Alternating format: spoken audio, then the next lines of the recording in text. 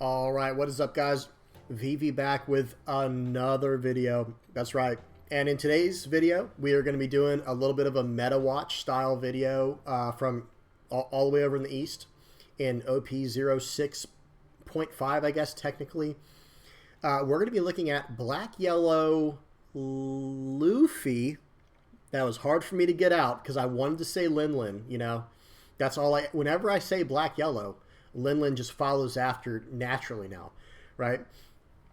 But we got a new black yellow leader in town, or well, soon. So spoiler warning as well, this is not going to come out until April over here in the West. This is ST-13, the Three Brothers Bond. You got black yellow Luffy, red yellow Sabo, and blue yellow Ace. Those are the three leaders that are going to be in that like ultimate deck box style, you know, or style of starter deck. But let's go ahead and dive into this because we got a lot to talk about. Spoiler warning, like I said, this is not coming out until April over here in the West, and we're going to be looking at some new cards today. Now, real quick, I'm going to read the leader, but I suggest you guys check out another video I've done on this, or check out someone else's video explaining all the cards in this deck, because I don't want to go through every single card again. I've already done that in another video. Okay, so let's go ahead and dive into it. If you have any questions, of course, leave them in the comment section below, but let's go ahead and just dive in. All right, so first up, I do have to read the leader so we can talk about some stuff. I'm going to skip this part at first at the top. We're going to go straight to the bottom here. It's a 5,000 power, 4-life leader, very, very standard. But this is a Dawn ×2, activate main once per turn. You may discard one card from your hand. If your life is at 0 cards, you may add up to 2 cards with 5 cost from your hand. I think they messed that up, excuse me. It should say you may add up to 2 5-cost characters from your hand or trash to your life face up. Okay, face up, the way the reason they're doing that is to balance it so you can't get recurring, like, infinite value from your life. Here's what it says. By the rules, your face-up life cards will be sent to the bottom of your deck instead of to your hand. Okay, so the card has to be a 5-cost character. Okay, like, sorry, can't see my hand. A 5-cost character. It has to be. You cannot put a 5-cost event on there. You can't put a 5 or less or a 5 or more. It has to be a 5-cost character on the dot. So the main cards we're going to look at are going to be literally the three brothers, Sabo, Luffy, and Ace. Okay, because in the ST-13 set, we have these cards right here. There's an Ace, a Luffy, and a Sabo that are all 2-cost, 2,000 power, 1,000 counter characters. And they are the, you know, the child version of what they become, you know, later in the storyline. Right, that's obviously what's going on, right, guys? These are the three brothers when they were young, all in the Goa Kingdom. Notice that too with the type. These are all Goa Kingdom characters, right? Because this is back when they were very young. Garp's still Navy, which is cool, but you know that he. And by the way, Garp can search all of these cards we're about to look at as well. Garp is a top 5 searcher for Sabo, Ace, or Luffy that costs 5 or less, and you add 1 to your hand, and the rest you put on the bottom of your deck in any order. So here's what you're trying to do. These cards right here, the mini cards. You activate main, trash it, reveal the top card of your life. If the card is a 5-cost Sabo or Ace or Luffy, whichever character it is, you may play it. If you play it, up to one of your leaders gets plus 2,000 power until the end of your opponent's turn. Now, here's the thing. Okay, you're playing the card.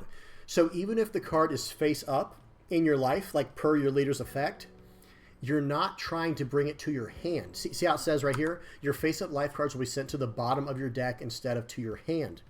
You're not trying to send them to your hand. You're trying to send them to the field. You're playing the card, okay?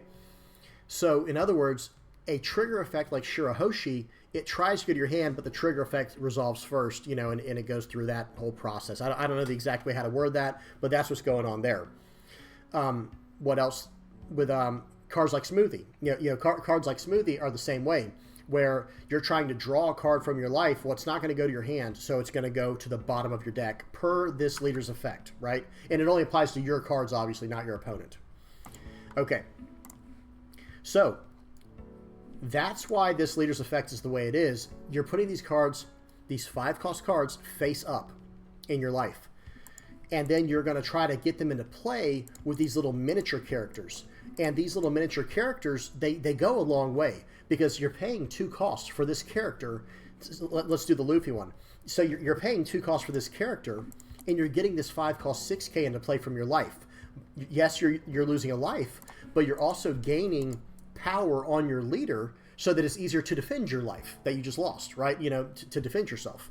Because that's what the bottom part of this effect does, is it gives you plus 2,000 power for the turn. Okay, so real quick, we will go over the 3 new brothers. The first one here, Sabo, 5 cost 6,000 power, 1,000 counter, and he has on-play Thunderbolt. He has trash the top or bottom card of your life, KO up to one of your opponent's characters with a cost of 5 or less. It's pretty solid, right? That's pretty good. Ace is a 5 cost 7,000 power rush character if you have 2 or less life cards. Again, just incredible. And then Luffy, and all these cards we're reading here, these 3 5-cost yellow cards, Sabo, Ace, and Luffy, these all come in ST-13. They all come in that starter deck. Okay, this one has Activate Main once per turn. This character gains plus 2,000 power until the start of your next turn. By the way, that happens, period, when you activate this effect. However, then if you have 1 or more life, you're going to draw 1 card from the top of your deck, and then you're going to trash the top card of your life. When I first read this card, the way it was worded, I was like, what does that even mean? Because I thought it was saying you're going to draw a card from your life and then trash the top card of your life. Like, it just didn't make any sense. But it's saying you're actually going to draw a card from your deck and then trash the top card of your life. So notice this card trashes from your life, and so does Sabo. That is very, very important, guys. This is going to be like a deck tech style video, if y'all haven't, you know, if I didn't say that clearly enough in the beginning. It is a meta watch, but we're going to be breaking down the deck and how to play it. Because you see what's going on here. If your opponent is smart, they're going to leave you at like 2 or 1 life until they can really commit to, you know, taking you out, because you can only activate this effect at 0 life. Like Charlotte Linlin, you can activate at 1 or less life, right? But this leader, Luffy, you can't activate unless you have 0 life. Well, guess what? That's where this card comes in handy, right? That's where this card comes in really, really handy. And it allows you to drop life and draw a card, which is really, really nice. And he goes plus 2,000 power for the turn. So he's like a 5 cost 8k, and he has a 1k counter. This card's incredible. And you shouldn't be afraid to lose this card early in the game. Like, just counter out early if you have to, because you're going to get it back from your trash with the leader's effect when you go down to 0 life. Okay? Same thing with Sabo. 5 cost 6,000 power, 1k counter. Now, Ace does not have it, but here's the thing. Remember how this leader effect works. You do have to trash a card, just like Black Yellow Linlin. When you use your leader's effect, you still have to trash a card. Well, if you have this ace in hand and this ace, and you're about to use your leader's effect, well, just trash this one. Trash the 5 cost ace, play out the 2 cost ace, use the leader's effect, and trash the 2 cost ace you just played, and now it throws this guy straight into play if you put him at the top. It all depends on the order and the sequencing, obviously, but you get the point. Garp searching up whatever we need to of the Sabo, Ace, and Luffy. And yeah, just really good stuff all around. And here's the thing: the nice thing about these cards is they don't search for the color of the card. So in other words, Sabo, if you have this Sabo or this Sabo on top of your life, he's fine. The 2 cost Sabo says, okay, it's a 5 cost Sabo, I'll take it. It doesn't matter if it's a black or yellow. Like it doesn't look for any of that. It just searches for a 5 cost Sabo, throws it into play. And remember what this does, guys: 5 cost 6k, draw 2, trash 2. Your character cannot be KO'd by effects until the start of your next turn. So awesome stuff here. Now, other cards that go well with this. That's right, Kazuki Hiyori. This is a 2k counter. You may put the top. Gosh, I can't even. Gotta put the glasses back on, guys. You may put the top or bottom card of your life pile into your hand. Put up to 1 card from your hand on the top of your life stack. So you see what she does. She enables the effect by its, like, just no matter what life you're at. Because if you have the combo pieces in your hand, you can just go like, okay, I'm going to play Hiyori, and now I'm going to, draw a card, essentially, and put the combo piece I need on the top, and then play out the 2 costs that you have in hand, whether it be the Ace, the Luffy, or the Sabo. I don't really like the Suru as much, and we'll talk about that in a second. Same thing with One-Legged Toy Soldier, because you don't have many KO effects. In fact, the only KO effects you have in here is literally this Sabo, and he's only running 2 of these. I guess it does help with your 200 million volts of Maru. It does help you like push over the bigger characters later in the game. And for those who don't know, Three Brothers Bond, this is the exact same thing as Garp. Top 5 search for Sabo, Ace, or Luffy that costs 5 or less, and then place the rest on the bottom of your deck in any order. Okay. All right. So that list, we're only going to look at a few others. This one in particular, I think, is probably the closest to what I would run, and I'll explain what I would run in a minute. This one has Satori. Now notice, this is a 2K counter, right? But what's its cost? It's a 5 cost character. And it has trigger to just play the card. So this card is kind of perfect for what we're doing. Because remember, even if you don't have the combo pieces set up, right? Like say you don't have an Ace or a Sabo in hand to like generate value from your life with your actual, you know, your big cards like this. Okay, it's not a big deal because you could still put like your Satori or your Virgo, another 5 cost 2K counter, in your life just to buy yourself some time to set up later in the game. So I do like that quite a bit. I do like that quite a bit. Everything else we've already seen outside of two cards here. Yamato, this is a 5 cost 2K as well, but it's a 4,000 power card with Rush, and it has the effect of look at all your life cards, place one of the cards on the top of your deck, then return your life cards in any order. So it's letting you set up your life cards however you need to. Now you are losing a life. That part is right, and you're going to draw a card. You know, you're setting up your top card of your deck. Yeah, that has its own benefits, so you know what you're going to draw into. But ultimately, the best part about this is it's a 5 cost 2K counter, and it's a 4K with Rush, and it lets you do that on play to adjust your life cards. So very solid utility there. Though I will say I do like Hiyori a little better. That's just me. Like I feel like I would probably just run the Satori and the Yamato, and then Hiyori's from either 2K counters. Everything else we've already seen.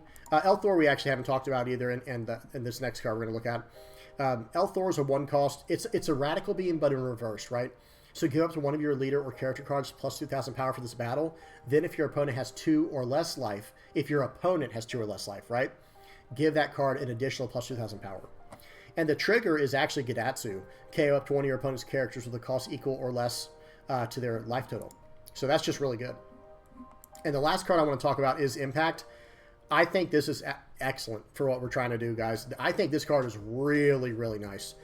So it is 4 cost, but there's 2 effects. You can choose one, but you have to choose one or the other. You can either KO up to one of your opponent's characters that cost 5 or less. So that's Thunderbolt, where you don't lose the life. But the next card, you can lose the life, because if your opponent has 1 life, that's right, if your opponent has 1 life, deal 1 damage to them. So there goes their last life. Then add the top card of your life to your hand. Perfect. We'll take it. Yeah, I mean, that's absolutely fine, because that drops us down to turn on our leader's effect. That's excellent. So let's look at a few more lists here. There's one I really wanted to look at that had 4 Shirahoshi. Did we already pass it? Oh, it's the last one. Here we go, this one. Now, this is the last one we're going to look at, and this is the one I do want to spend a little bit extra time on. So, Shirahoshi, like I said, is not really a great card with the leader's effect. However, it is, well, okay, let me say this. The trigger's not good with the leader's effect. Everything else about the card is. Early in the game, this is an easy 1K counter. Just trash it for a 1K counter. Or how's about this? If you're going second, if you're on the draw, you can just plop down Hiyori, draw a card from your life, and then set your Shirahoshi on top if you have it. If you have a Shirahoshi in your hand, you could set that on top of your life, and now you're going to draw 3 trash 2. That just has a lot of value set up. And worst case scenario, like I said in the other situation, if you can't find your combo pieces right here, and right here, okay, not a big deal. Just throw a Shirahoshi as your life and like a Virgo. You see what I'm saying? Or a Satori. This deck doesn't run Satoris. But just throw up like a Yamato or a Virgo or a Satori in your life, because those are 5 costs, right? So you can throw them in there and just let your opponent run through those. That's fine. Because you just need to, buy time to set up for your bigger pieces. Now, the last card we're going to talk about is this one right here. Gecko Moria is insane, guys. I can't brag enough about this card. This card is just insane. Let me read it, and then we'll talk more about it. 8 cost, 9,000 power. It's at 9k power. That's huge for, you know, that hits a threshold, right? He's 8 cost, so we can put the remaining 2 Dawn on our leader if we have a 10 Dawn turn. So it's literally perfect in that regard. And then listen to what it does. Choose up to 1 cost 4 or less and up to 1 cost 2 or less character card from your trash. Play one of them, then play the remaining rested. Guys, it doesn't check for type. It does not check for color. And it's a 4 or less and a 2 or less. It's not even a 4 and a 2. It could be a 4 or less and 2 or less. Well, guess what that means? Hey, there's not many 4s in this deck, are there, guys? Wink, wink. There's only Borsalino, by the way, which is not a bad target. But you know what they want you to do later in the game? They want you to grab like an ace and a Sabo, both. Like, in other words, 2 2-cost characters. And it doesn't matter which one their orientation is, whether one's active or rested, because it just says to trash this character for activate main. And then you get to do its effect. So do you see in like a perfect world, in a perfect situation with 10 Dawn, your trash is full of like, you know, Sabos, aces, and whatever you need. You play out Gecko Moria for 8 Dawn, grabbing back, let's just say your Sabo and your ace. You attach the remaining 2 Dawn to your leader, and you activate his effect, putting back the Sabo and the ace, right? The, you know, let's just say this Sabo because it's a blocker, and this ace because it's a rusher, right? And you crack these 2 to get them, right? Or then you crack these 2 to get those 2 characters. So in one turn, you will establish a 8 cost 9k, a 5 cost 6k, a 5 cost 7k. You'll buff your leader to 9,000 power until the end of your opponent's next turn, but this turn he's going to swing for 11,000. Guys, just... Oh, and by the way, you're going to draw 2 trash too, and your characters will not be able to be KO'd by effects until the start of your next turn. Yeah, that, like I said, this, guys, I'm telling you, when this character comes out, I will be surprised if he is not in every single black deck, like, moving forward. It's just that good of a card. It's just that good. It turns on so many different effects for you know, just period, whatever deck it's in, because it doesn't check color and it doesn't check type. Just awesome. Okay, well, that's about it for the deck tech. Hopefully that about explains it all, guys. If I were to be running the list, I don't think I would be running this Luffy, believe it or not. I actually think, now for red and yellow, the Luffy's insane, right? I talked about Sabo in a recent video, red, yellow, Sabo, and his effect is just insane because you can get the 5 cost 6k rusher from red with Luffy, you know. If I didn't explain that properly, y'all know what I mean. But I would probably be running 4 Hiyori, 4 Satori. Let me go back to that, wherever, where's F11? Yeah, I would be running 4 Satori, 4 Yamato, and 4 Hiyori. I don't think I'd be running the Virgo. I'd be running 12 2K counters, and I would just be running the Sabo and Ace like this deck is running. I'd run the 4 Garp. I don't know if I'd run the 4 El Thor or the 4 Three Brothers Bond, because notice what's not in this list. There's no Gecko Moria. And I'm telling you right now, if there's no Gecko Moria in the list, this list will only get better, in my opinion. Because once you add that, it just does. At least in my personal opinion. I would keep the 4 Garp, like I said, 4 Sabo, four of both Sabos, because this is just a good way to trash a card from life. I like the 4 Impacts. I would probably go down to 2 Amarus, you know, and we'll have to see. We got to see what the meta looks like, because we have to adjust our deck accordingly. But yeah, going for Gecko Moria and probably 4 Shirahoshi is just kind of the way to go, in my opinion. And then for the 2K counters, like I said, I would go, you know, the Hiyori and the Satori and Yamato. Now, there was another card people were playing with, this one right here. For 2K counters, they were messing around with Makino and Perona. But honestly, Perona is just a good card, period. You can just play this right on turn 2 if you're on the draw. It's just that good. The card's just that good. But Makino, you know, this card is good, but I don't think it satisfies, like, okay, how do I say this? As the game progresses, you know, further and further onward, there's going to be more and more incredible options for each slot. Like, so for the 2K counter slot, man, black and yellow has some insanely good 2K counters. You know, like we said, especially for this deck where it has to go off 5 cost characters potentially for the leader effect. Well, that's where Satori and Virgo are just, you know, perfect. And the same thing with Yamato. But then, okay, if we need a utility 2K counter, it's hard to beat Hiyori. And then this would also justify you running the Shirahoshis. You see what I'm saying? It's just... I can't wait to see how this deck evolves and see what people do with it, see what people think about it.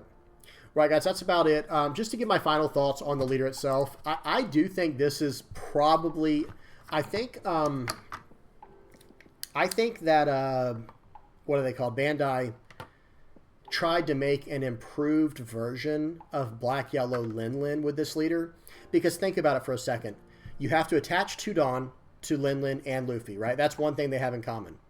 You have to trash a card for their effect. That's another thing they have in common, right? And then the final thing is, you know, there's like this life restriction or whatever you want to call it. For Linlin, it's 1, and for Luffy, it's 0.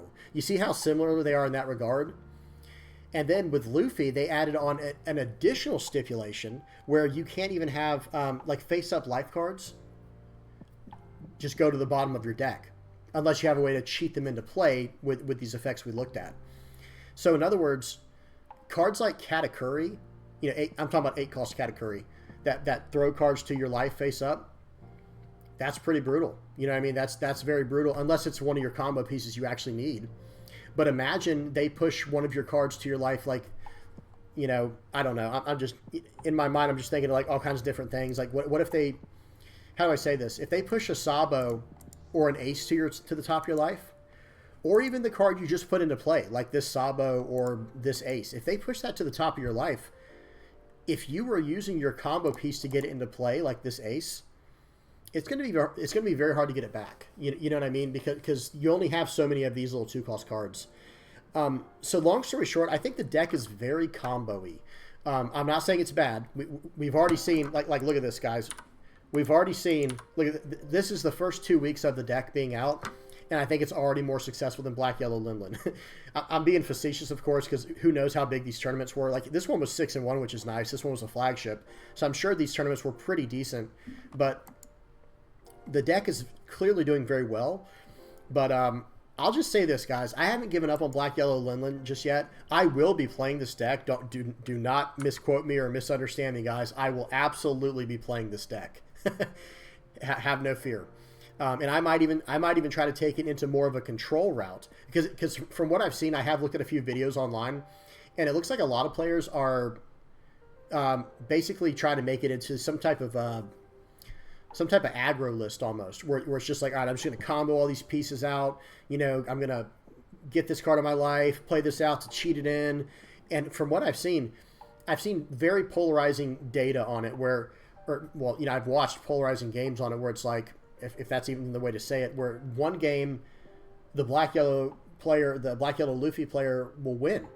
It's like, all right, nice. That was a good game and he won. But then I've seen games where they get absolutely run over, where it's like, oof, you know, and again, they're just YouTube videos from random players over in the East. I don't know where their skill level is. I don't know anything about the players. You know, I'm just watching whatever content I can find from over in the East, you know, trying to keep up to date with what decks are coming out and what cards to stay on top of, you know, make sure, you know, you don't get caught, you know, get caught with your pants down, so to speak, when the prices hike up on certain cards.